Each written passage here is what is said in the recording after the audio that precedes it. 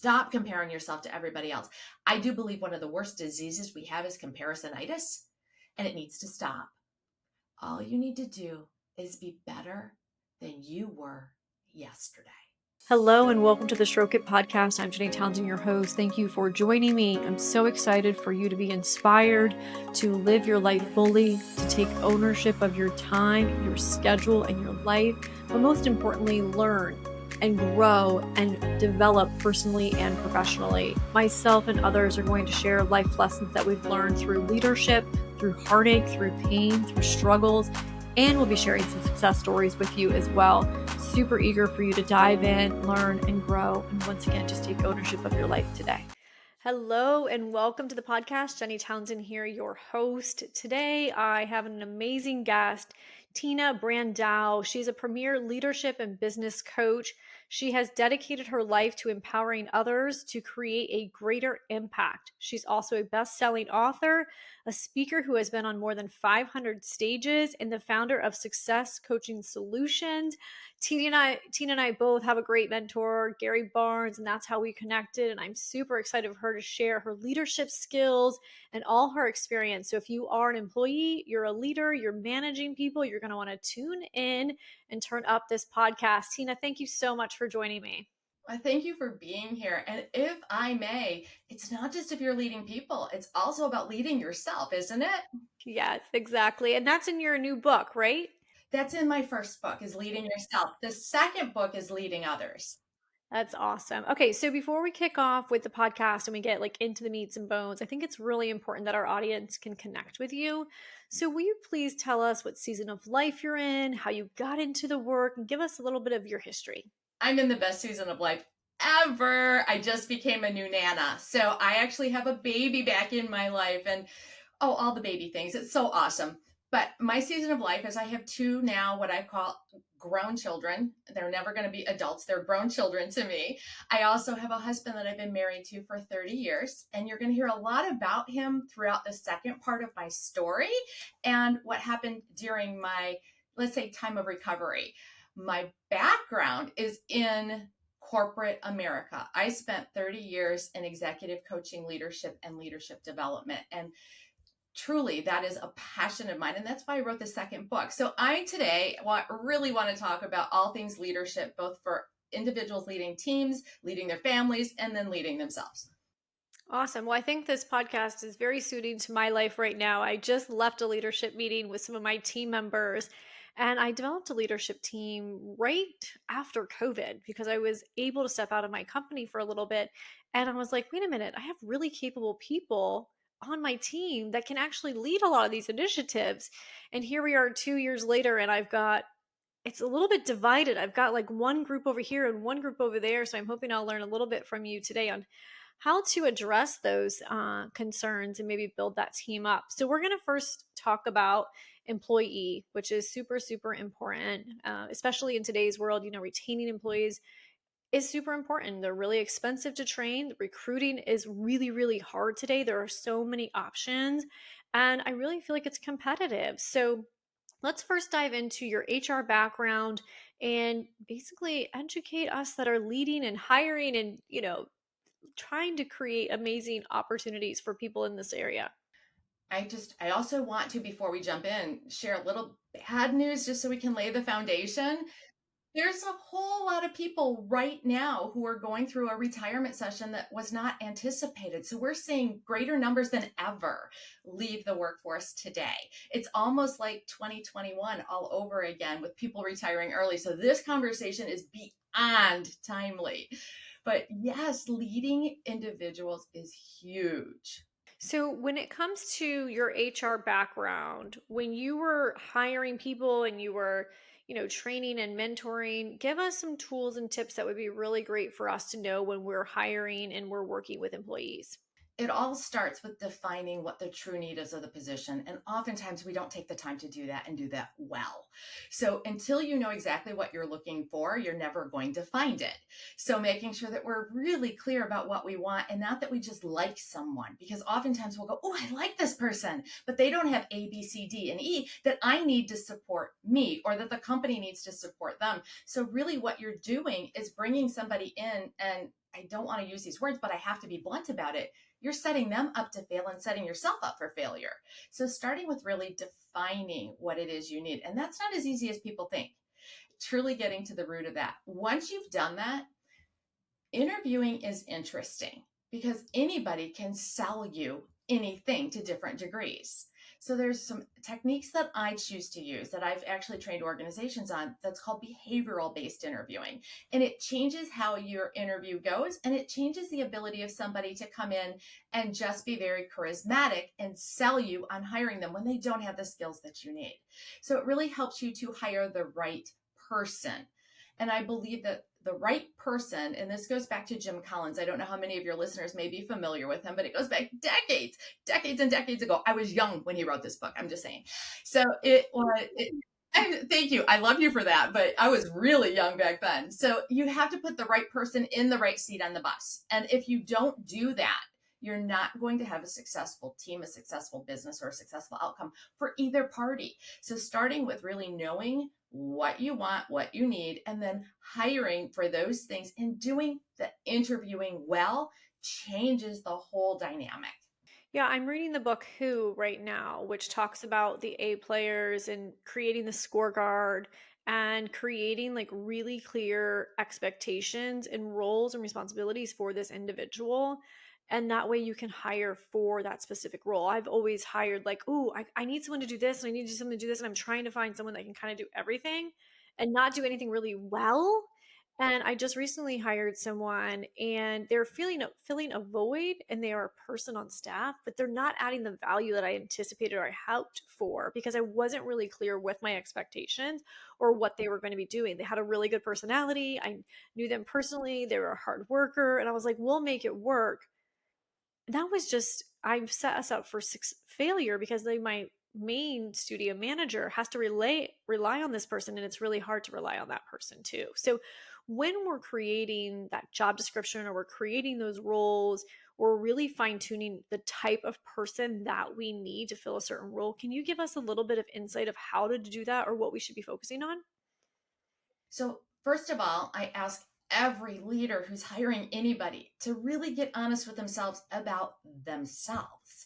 So, identify your strengths and weaknesses. In this case, you were hiring somebody for another leader. Identify their strengths and weaknesses. And then you're looking to supplement those. So you don't need two people who are good at the same exact thing. You need somebody who can handle one and who can handle the other. So really looking at the strengths of the person coming that is in the role today, and then building the position to augment that person or to supplement that person so that you have a well-rounded selection. And here's the other thing. I believe that we love unicorns. We love unicorns. We want to have somebody who is a marketing guru, who can do sales, who can do purchasing, who can do finance, and maybe even handle some janitorial work for us, right? We want the unicorn. They don't exist. So taking then the position and getting concrete about the duties, responsibilities, and I love Dan Sullivan. I had the opportunity to work with Dan and Gina Wickman and all those folks some time ago. So really getting to finding the duties that are needed or the things that are needed to be done. Narrowing that down is the hardest of the work. And sometimes it takes you just simply reflecting back on where the gaps are. Look for your gaps and then don't decide I need somebody who has this degree or that thing or this experience or that experience. Look at the gaps and let all that settle, because once you identify the gaps, it becomes clearer. But many of us go in going, okay, wait, I have an opening in finance. I need somebody who's been a CPA. You may not. Or I have an opening in finance. I need somebody who can run accounts payable and do payroll and do this and do that. You may not. You may have somebody else on staff who will take some of those duties, and you're creating a whole different job that's really marketing at the end of the day. So truly getting to fill the need and the void inside your organization is where you can have the biggest impact on your organization moving forward.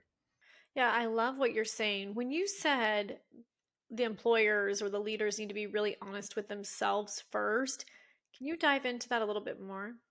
I absolutely can. And this is a lot of the work that I do, is helping people get honest with themselves, because we have been taught to never let them see you sweat. We have been taught that there is no such thing as can't. We've been taught all these things through our career, and most people are not comfortable being vulnerable. So really saying, I'm not good at is almost like suffocating someone to say. So in your case, the leader of the organization, you have to give that person permission to do that assessment. If you don't say, none of us are good at anything, at everything. We all have our strengths and our weaknesses. We have things we like and things we don't. We need to both sit down right now and get clear about what things we like, what things we're good at, and what we're really not. And this is not meant as a judgment. This is meant as us being successful.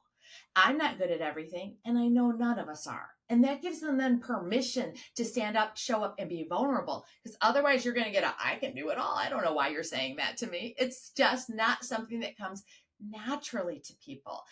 Again, we've been taught you have to put your best face forward all the time. And we wear masks, to be fair. Yes, I'm shaking my head. I'm thinking, yes, I've done this before. I know personally as a leader, I've had to become really vulnerable with my team as well, to where there's an open environment for them to come and speak with me when they're having challenges or they don't know something. And I've had to remove myself from that day-to-day operations because I was holding a lot of them back because they were so afraid to make a mistake with me right there, where now they are maybe more confident in doing more roles and tasks because I'm not right there. And then not shaming them as well has been like a huge game changer. Where it's like, I've already shown you this. How does that make sense to you? You know, like even how I have to talk to them to 2 years ago, we had a company wide function. We do awards every year, and then we bring in a team building aspect. And we had someone come and actually speak about vulnerability. And I work with musicians and educators and really creative people that are really, really passionate about the work that they do. So they're not the most vulnerable people, and they tend to be kind of sensitive and they take everything really, really personally, right? So I have noticed a huge change within our organization by these individuals becoming more vulnerable. So I think that is a huge component to being successful as a team and individually too. I don't know if you have anything else to add on to that or not. So I'm going to say it is so important that you create that vulnerability space. It's important enough that I wrote a whole chapter on it in my second book, the leadership book, because it has to be in place. Without it, you truly are never going to be successful. And I think most people know this, but I'm going to state it for everyone to be clear about. The number one reason somebody leaves their position isn't money. It isn't opportunity. It's the relationship they have with their manager or their leader. And that relationship can make or break an organization. So knowing how to actually interact and create a space. I'm also going to say the organizations that create a curiosity environment are the ones that thrive. And if people are afraid of making mistakes, there will never be curiosity. They will not try things because the risk tolerance in that environment is not good. So you need people to be comfortable making mistakes because, like, frankly, some mistakes are extremely costly, but many mistakes are extremely profitable because they learn, they adjust, they tweak, they pivot, and it creates greater impact for the organization than if somebody sat down and was afraid to ever try any of that and you lost the whole business line because no one would step out and take a risk. Yeah, 100%. So when you say creating an environment for curiosity, can you dive a little bit more into that and encourage us how to create those environments? So I think the first thing is sit down with your team and say, we're not going to hit it out of the park every single time. But if we don't take a shot, we miss 100% of everyone we don't take. So here's what I want us to do. I want us to think creatively. And if you really feel like you're not only stepping off the ledge, but you're jumping full bore, come talk to me about it before you do it. But if you really think you can step a little off that ledge and you think you can bring us new business, new thing, whatever, new process, whatever that new thing is, that energy you can bring in the organization, you have my permission to do that. And again, it comes back to permission. We are, okay, so you said something a little bit ago I got to go back to as well. You said that the people that you work with are sensitive. I've got news for you. Everybody is sensitive. The most stoic, hard-driven person you've ever met is probably going to be one of the most sensitive people you've ever known, but they can't show it. So everyone is sensitive. Yes, yes. All right, I'm just going to let out a little secret here. So I've been doing this work for 30 years, and I have yet to meet anyone who's a high achiever who isn't very, very raw emotionally. I've yet to meet one because, again, you put everything out there to get where you're going, and you have to learn to compartmentalize that to be able to keep pushing through. So, long story short, yes, everyone is emotional, and helping them to understand that it's safe is how you really build the curiosity. Yeah, 100%. We have a pretty safe environment where I work and the team that I've created, where I am pushing them constantly to be creative and come up with new ideas because at the end of the day, we have to become innovative in our line of work.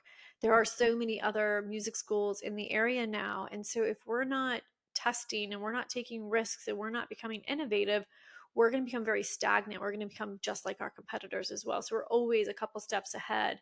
And having that creativity allows for them to take more ownership of different areas of the business and not just come and do the day to day where they get bored. They're constantly being challenged. They feel amazing because I'm trusting them with the organization and I will most likely support any idea that they bring to me.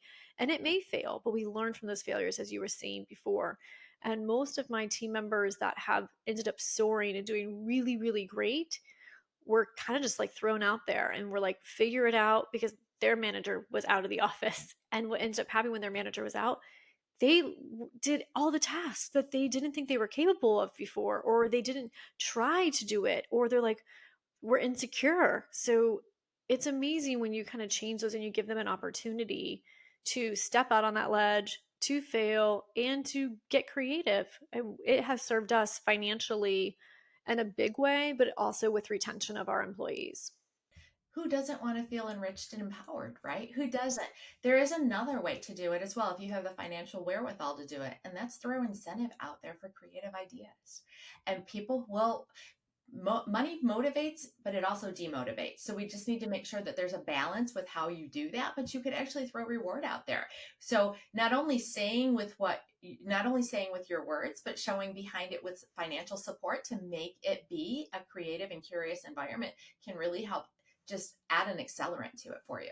Right. So, on the topic of employee, if we're talking to leaders and employers and all that, do you have any tools or tips or resources that you would suggest for retaining employees? Because I know that's kind of a hiccup, with the onboard process, the amount of cost, the searching. And as we were talking about earlier, the interview process, like, I don't want to continue doing that. I mean, I have to because I want to grow, but what are some resources that you would have for retaining the current client, the current team members that we do have? One of the things that I find in most organizations, or I do a lot of executive coaching, and one of the things that I find with a lot of the executives is they don't know their team well enough to be able to build a supportive environment. So, truly starting with some team assessments is a great place to do it because if I don't know you, I can't serve you. And then I think that there's a big misnomer that people are managing people when they think they're leading people. So to retain, you really have to be a leader, and not just a leader, but a servant leader. You're helping remove the barriers. You're doing all these things. And, the language that we use is so key and so critical to actually retaining people. And I actually have a little trick that I'm going to tell everyone who's in management, leadership, or any type of relationship that they're working with other people and holding them accountable.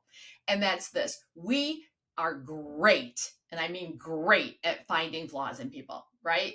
And many times we'll give a thank you that's a flyby thank you because we're not telling people what they really did well. It's like, thanks for doing that project. What did I do with that project that you're thankful for? What was it that you appreciated so much? So getting clear about our feedback we're giving people is huge.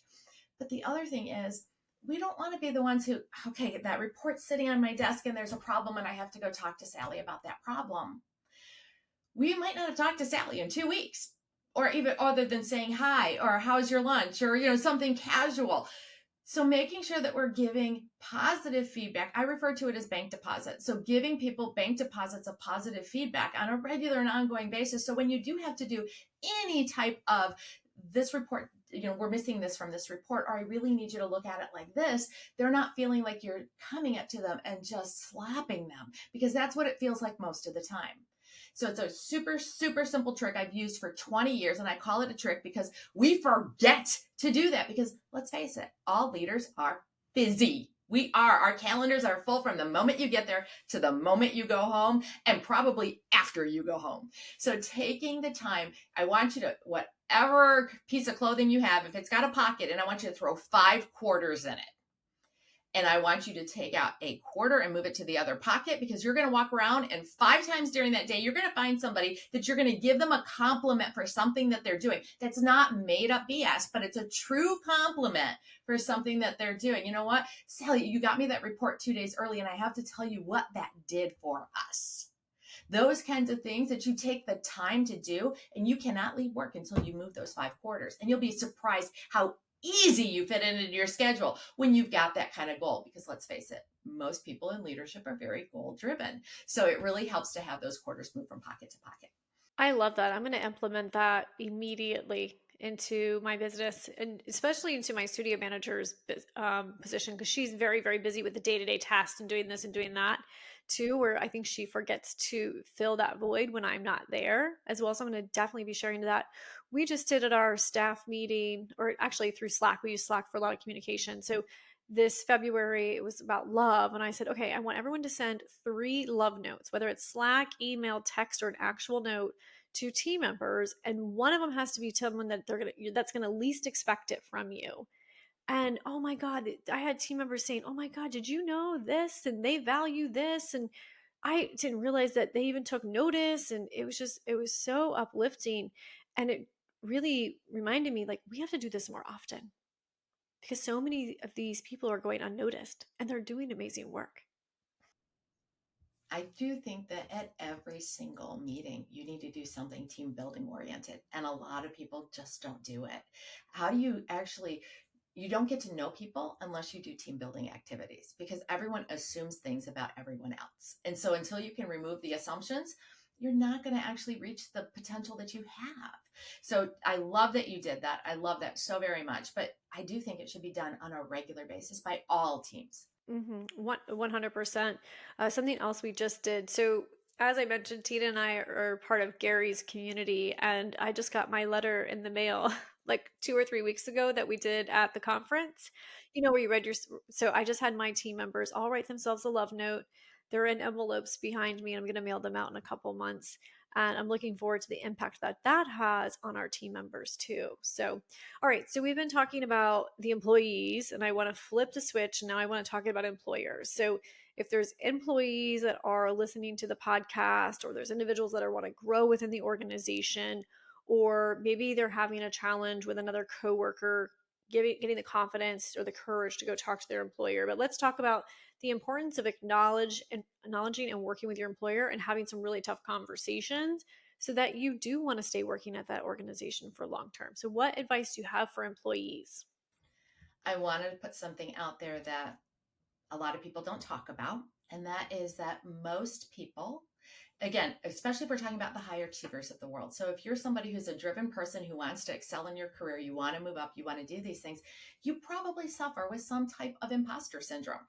So it stops you from even raising your hand to ask for that next thing, to ask to expand your job, to ask for, a conversation about how do you get to point B, to even start that conversation. So many people shut themselves down before they even get started. So let's just acknowledge that most people deal with that. Most people have that inside of them. And I'm going to tell you right now, that voice inside your head telling you you can't is absolutely 1000% incorrect. And if you can just tell it to sit down and be quiet, and you take a step forward, it will sit quietly behind you. You just have to get in action to make it be quiet. I say you have to outrun your imposter syndrome. Get in action and it can't catch up with you. So starting with that acknowledgement that we just need to put it aside, tell it to sit down and be quiet, and take an action. So go have a conversation with your supervisor. And the one thing that I have seen, and I have seen so many battles and fights and other things, managers coming to me talking to employees, all this kind of stuff going on, that people are just angry at each other. And what it came down to is the way in which they talked to each other or addressed a situation. And understanding how to have an effective conversation is what will change everything for you. It's not, you've had me in this role and you haven't given me this and you never do this and this never happens. That's not a way that we can actually get to a result we're looking for. So I think the biggest thing for employees who really want to grow their career and stay in an organization, I have a mentor who started in an organization. I have to share this piece. He's actually one of the people who were a reviewer for my book. He started in an organization as a security guard reception desk person, who's now the CEO of a multi-billion-dollar health system. You can stay inside an organization if you advocate for yourself. But if somebody doesn't know you want to become a manager or you want to become somebody who's specializing in XYZ thing, they're not going to ever create that pathway for you because they don't know. So starting the conversation very simply is, if I were to want this, how would I go about it? Are you looking to enhance your relationship with yourself? If so, get the Stroke It Guide. My book is available on Amazon and on my website. Not only is my book going to help you with your personal journey with yourself, but it's also going to help you with the relationships of other stakeholders in your life. For instance, your spouse or partner, your employer, your employees, your friends, or your family members. And of course, because the title, there is a chapter for your pleasure, which is the last one, in the bedroom.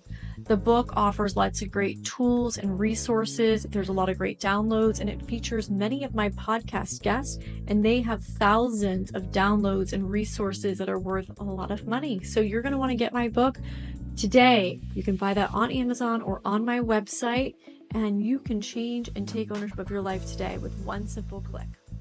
You know, I think a lot of times that's what it's about, is having the conversation. I think they just sometimes lack the courage or the confidence, or they don't know when a good time is and things like that. So can you dive into that of like setting the conversation up? So the conversation setup is not when your manager's at a deadline, okay? So if your manager is in the moment, just, you can tell, you know when somebody's under stress. You see it on them, you feel it on them, you know that. Do not walk up to them at that moment and say, I need to talk to you about my next job, because at that moment, they're not going to hear you. So what you do is send them a message and say, I know you're under a tight deadline right now. When you're done with that, I'd like to schedule some time with you to talk about expanding my career, talk about next steps, talk about what I can do to get to that next level. So if you have to say it right then, because that's the only moment of courage that you have, say it in a way that doesn't interrupt their stress moment. Because if you do, it's not going to go well for either of you. So finding that timing. And then the other thing is, if you have a conversation with your manager where they're giving you feedback about something you've done, maybe you're one of the quarter people, as I call them, of that day, and they're giving you some great feedback, you say, gosh, thank you for that. Wow. That, first of all, that's like the first time you've done that for me. And that means a lot. I really would like to know, can we have a further conversation?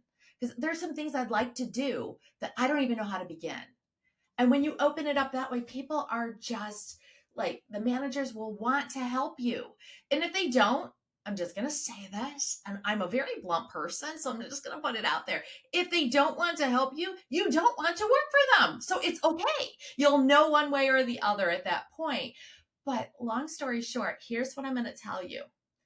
Anybody can do anything for 30 seconds. So all I need, and I don't even need you to take 30, I need you to take 10 seconds of courage and do it. Because when you take that first 10 seconds, all that stuff going on inside your head that's just got you completely anxiety ridden, that's got you shutting down, that thinks there's no way I'm ever going to get it, so all I'm going to do is get rejected. If I get rejected, everything's going to go bad. You're going to stop that from taking you over, because you're going to say, I've got 10 seconds of courage. I'm going to send this message. That's all there is to it. I think a really valid point too is when you send that message, giving them some kind of insight to what you wanted to discuss is super, super important. I know that I've got two different types of team members. I have team members that'll say via Slack or email, hey, I would like to meet with you to discuss this line item or this situation.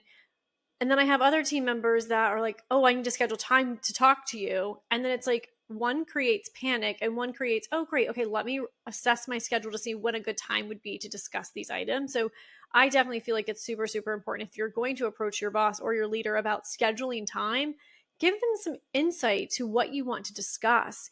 If there is a certain subject or you're wanting to talk about compensation, if I know in advance that that's what you're wanting to talk about, I can go and review the last wage increase. I can go and talk to other team leaders as well. So when we have this conversation, I can give you a response that's maybe positive or what you want to hear right then and there, or at least I know I'm going to do that where it's beneficial for the listener as well. And they're not walking out thinking they didn't get anywhere. So I think that's a huge thing that we should all be doing as well. I don't know if you want to add on to that.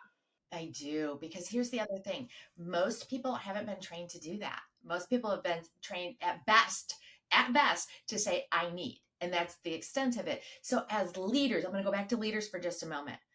First of all, you can't prioritize that. I need some time on your calendar. You can't prioritize. Does that mean that the building's on fire and they need to tell us that they moved all the equipment out? I mean, how important or how urgent is that moment that they need? So I always encourage leaders, if you don't know, ask. Go back and ask.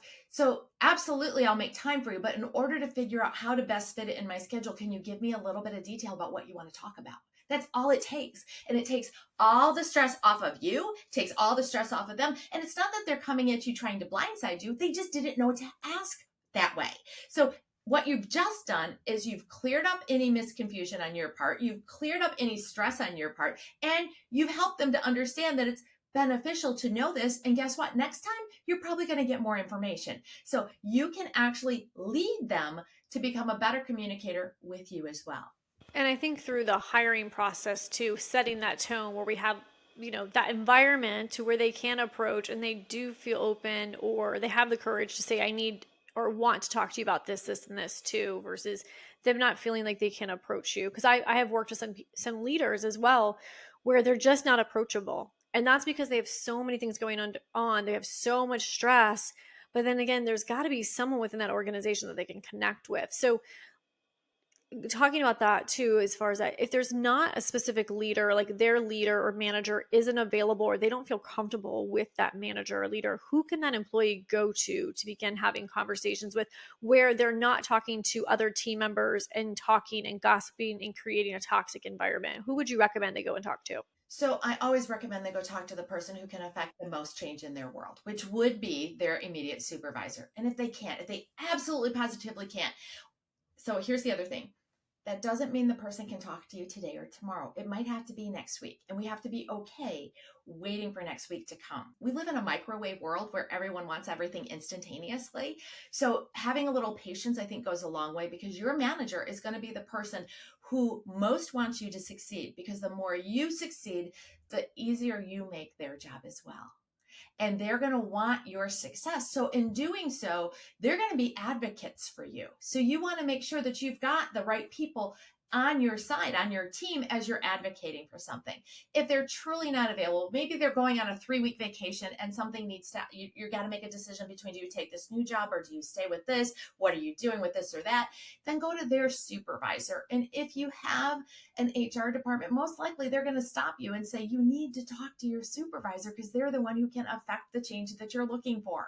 So most likely they're going to redirect you back to the person that you started with. So, and please, for the love of all things, do not make it be go talk to your coworker, because all your coworkers are going to do is help you get into a bigger frenzy about someone not being available for you. So if you can't get to someone, go to that next level supervisor or the next level supervisor and just say, I really just want to grow and I'm looking for someone to help me understand how to. And most people will stop to help you do that. Yes, and I want to go back a little bit further when we're talking about when creating the opportunity for yourself and talking to your employer and sharing your dreams, or we might have said it to the employees.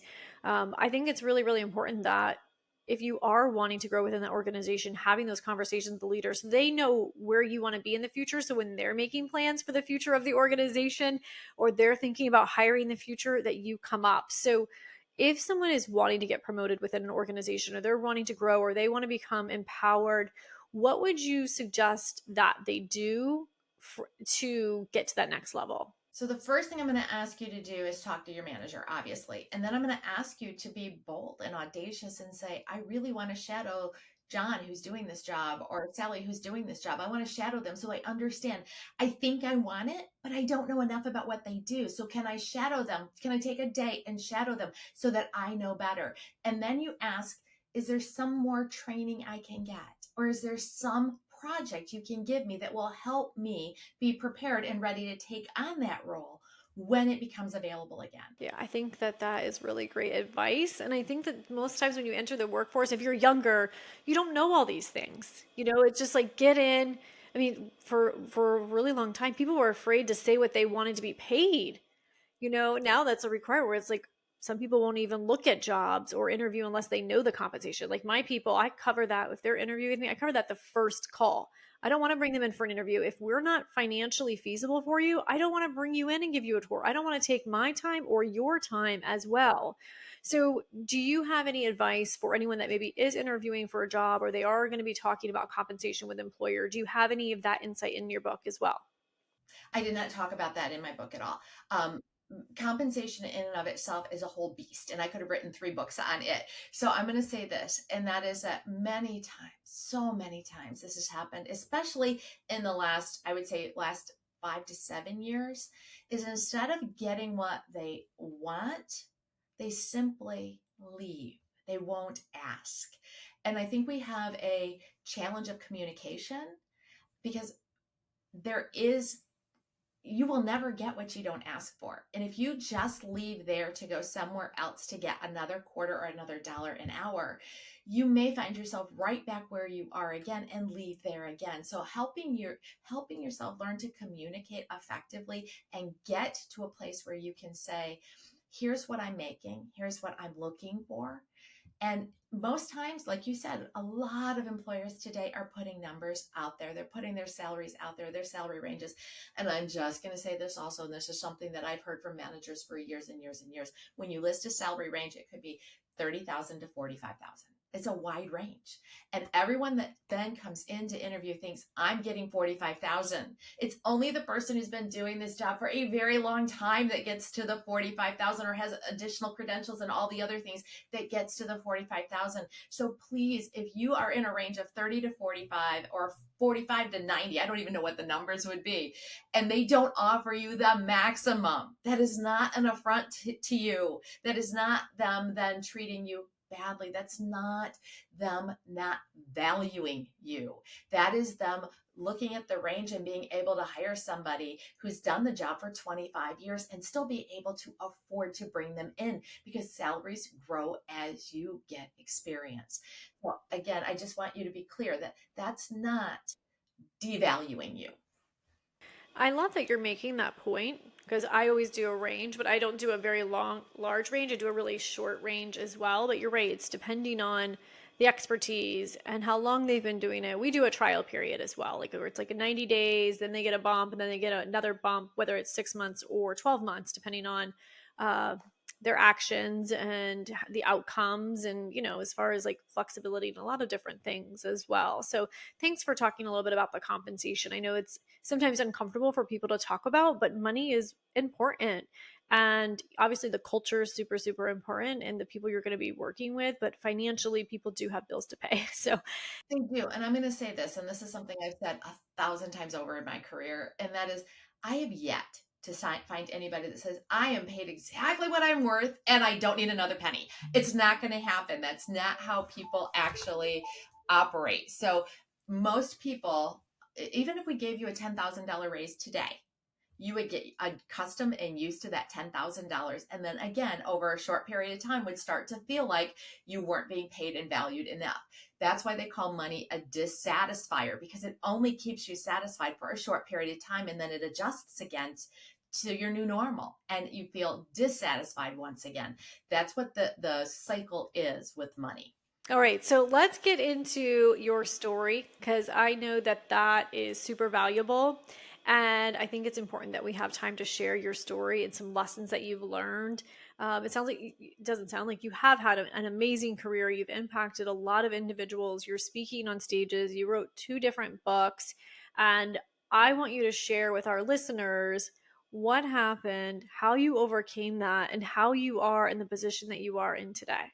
So what happened was I was living the dream. I was an officer under the age of 40. I was an officer in a billion-dollar company. I had hit everything. I was married. I had kids. I was flying in private jets to do business deals. I was doing it all. And then I was in an accident. And that accident left me with the functioning of a 3-year-old child.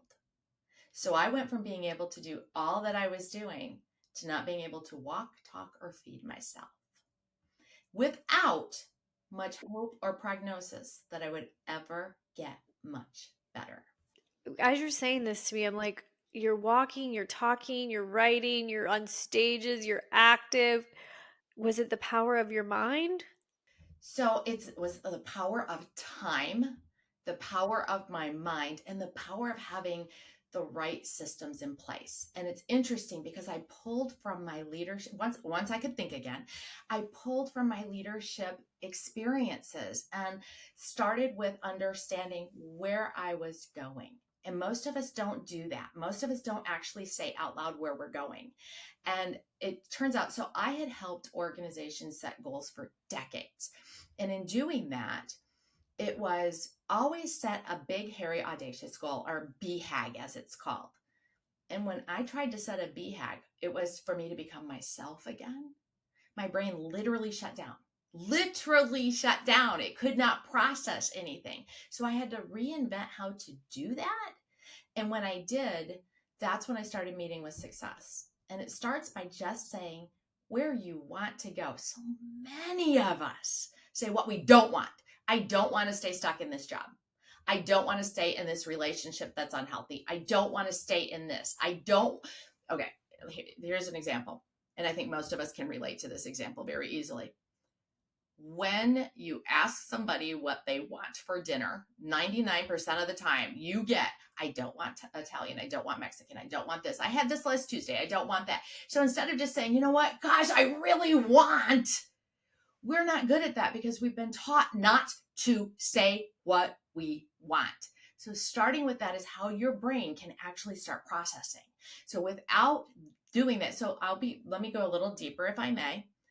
I was hit in the head by a tree. And in doing so, I had a traumatic brain injury. So I've had to learn a lot about how to relearn, a lot about the brain, and so much more in this process. So I'm going to tell you now that if you cannot say what you want, your brain does not recognize the word not.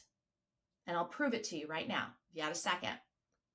I want you all to not think about a red balloon. What did you think about? You thought about a red balloon. Now I want you to do this. I want you to not think about a purple elephant. Boom, there it is. Because our brain doesn't hear the word not. So the next time you think, I don't want to be this heavy anymore.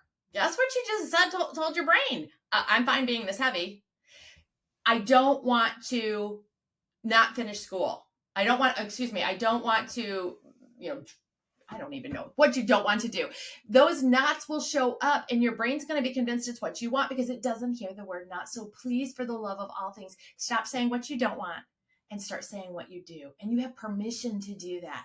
No one's going to think you're arrogant. No one's going to think that you're self-aggrandizing. No one's going to think that you're braggadocious. None of that. What they're going to do is go, wow, how does she do that? Or how does he do that? I want to do that too. How is that possible? So that is what I want you to do as a first step. And that's what I did as a first step. So I have a similar story onto the mindset and saying certain things. For the first 3 years of my business, I did not pay myself. And one of the reasons I didn't pay myself is that I didn't believe that the company could afford me. And I went walking on the beach with one of my team members and I was going through something. I was like, yeah, well, we just can't afford to pay me and we don't have money. And, it's just not an option. And she goes, well, with that poor mindset, you're going to be poor. You have to have an abundant mindset. You have to say you have the money to pay you. You are valuable. You do deserve to have the paycheck. You can pay yourself. The company has a lot of money to pay you. And literally, I put myself on payroll like 2 or 3 weeks after that conversation. 9 years, or well, it's not really 9 years later, but so many years later, I'm still paying myself. I've never had to skip a pay period. I've never had to not pay because I had this abundant mind shift. Game changer. You're creating. We're creating everything in our life. Every last thing comes down to 10 inches, and it's the space between here and here. That's what it comes down to. And for me, I had to, like I said, I had to say what I wanted, but you also, just saying it isn't enough. You have to build a plan to achieve it. And in your case, I'm going to bet money right now. I would bet you a lot of money right now that not only did you say, we have money to pay me, but then you got to work making sure you created the resources to make sure you had the money to pay you. Because once you make that commitment, you take the action to make things happen. That's how we are wired. So, do you have, along with your story and through your recovery process, do you have a few more tips that you would like to share that were really great life lessons that you wish you would have known or thought about or considered or had part of your life earlier? There's a couple that are really key. So I actually had written, no lie, I had written 35 life lessons for the book.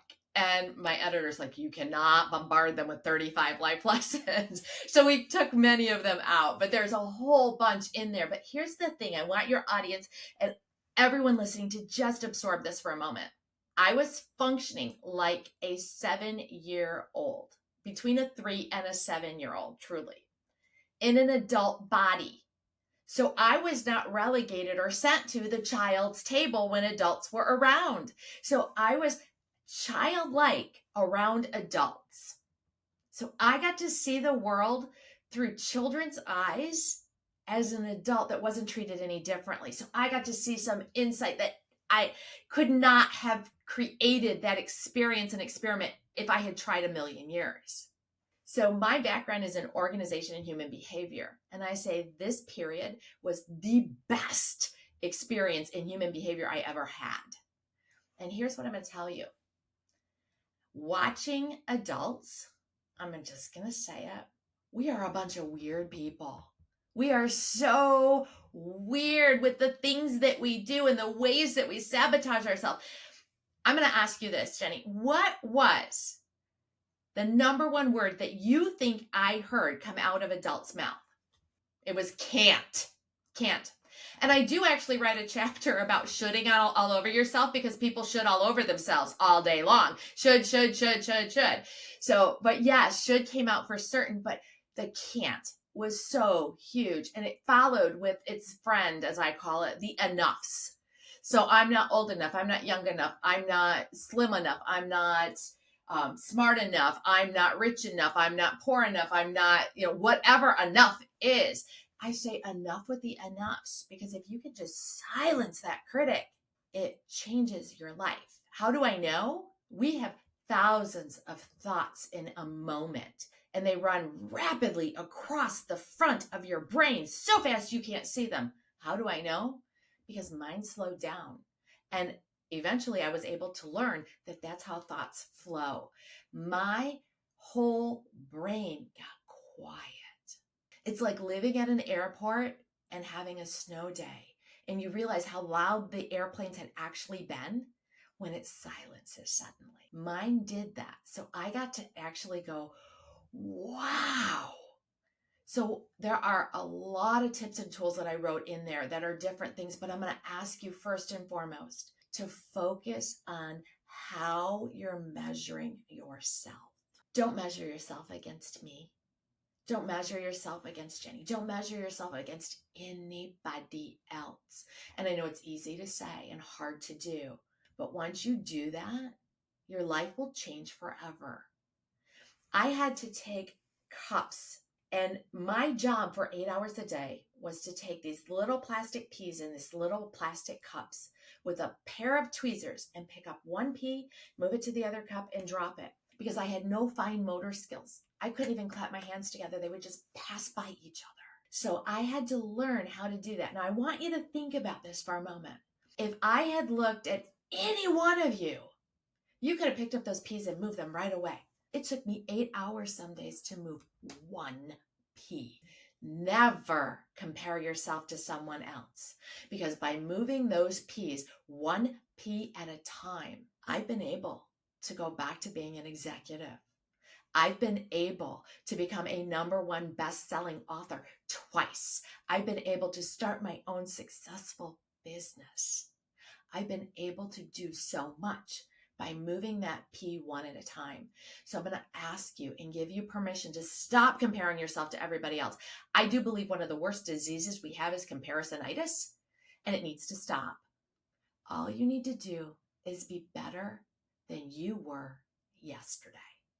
And if you can do that, you're on a trajectory, because momentum builds success. That's what I'm going to leave you with as the biggest takeaway, is stop comparing and start accepting your progress. You're not looking for perfection. Mastery will come. Mastery will come. Competence will come. With repeatedness, competence comes, and confidence comes with competence. So start not measuring yourself against anybody but who you were yesterday. I love that tip, and I love that. I'm going to be taking that clip that you just said and sharing that with some of my team members, because I think sometimes we compare ourselves to other team members, how they're doing it, what they're doing, how they're being seen, how they're showing up. And that just kind of shakes the culture a little bit as well. And that just kind of starts consuming them, because they're comparing themselves to other people when we're all on our own journey. No one way is necessarily the right one way. And that's something we all have to get okay with, is our way isn't the right way either. My way may not be the right way. Somebody else may do it different and better, and that's okay too. And then the other thing I think is absolutely horrible for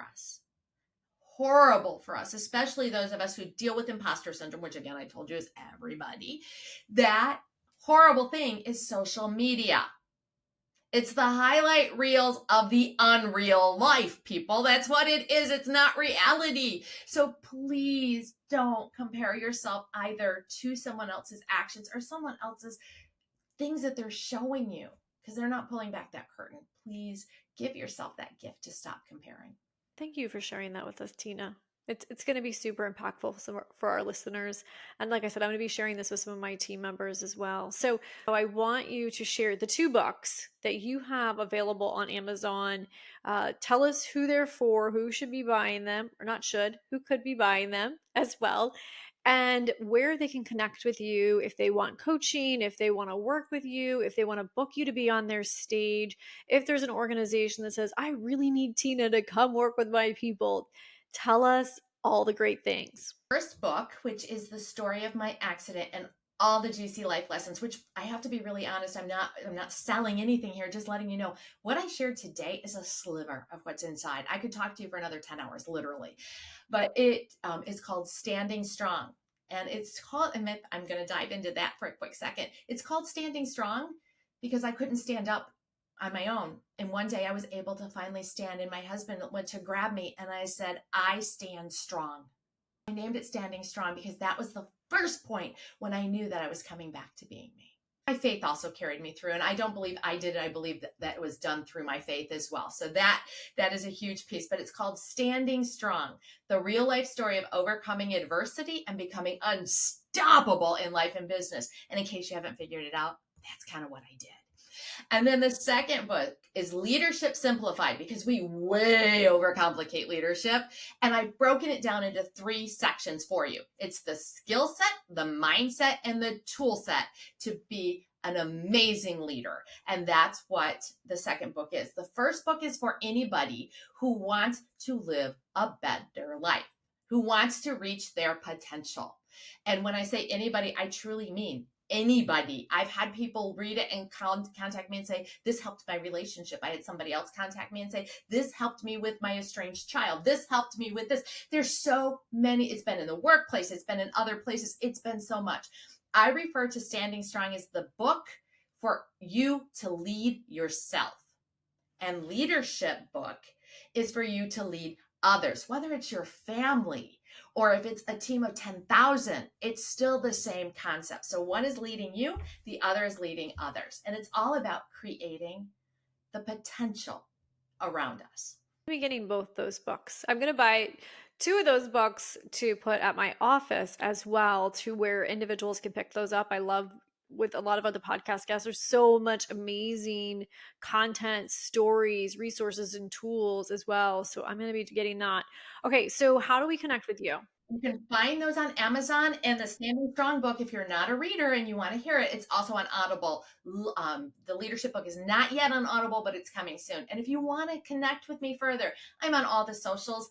I no longer use my Facebook social page, my business page, because you don't have to anymore, but you can find my profile, and I'll send you my link for my Facebook so you can include it in the show notes so they can find the right Tina Brandau to connect with. Instagram is Success Coaching Solutions, and then my website is successcoachingsolutions.com. You are amazing. You are a force. I'm so grateful that I met you through Gary Barnes, and just grateful that you took the time to spend with me today. This great knowledge, and thanks for encouraging me, better leader for my team members. I'm going to definitely implement some of these tools, the toolkit that you shared today. So thank you so much. For all of our listeners, if you loved what Tina had to say, we would love for you to give us a review. Or better yet, you may know 5 people that could benefit from listening to this podcast. So if you have a friend that runs a company or that manages people, or maybe someone that's thinking about starting their own company and they're wanting to hire individuals, there's some great insight onto hiring some amazing team members and how to do that. And once again, Tina shares a lot of great resources for us so that we can not only take ownership of our life and become strong and stand, but also how to lead those other individuals. So thank you for tuning in, and please share this with a few of your friends. Tina, thank you so much for your time. I really appreciate it. Pleasure. Thank you for having me. Thank you for tuning into the Stroke It podcast. I hope you were inspired. I hope you're willing and ready to take some action. I want to encourage you to consider 5 people that could benefit from today's podcast. Super simple to share this episode. You never know who could benefit from hearing this podcast and how you could inspire them to create the change in the life that they're wanting. Cheers, and thank you so much for tuning in. Also, consider giving a review.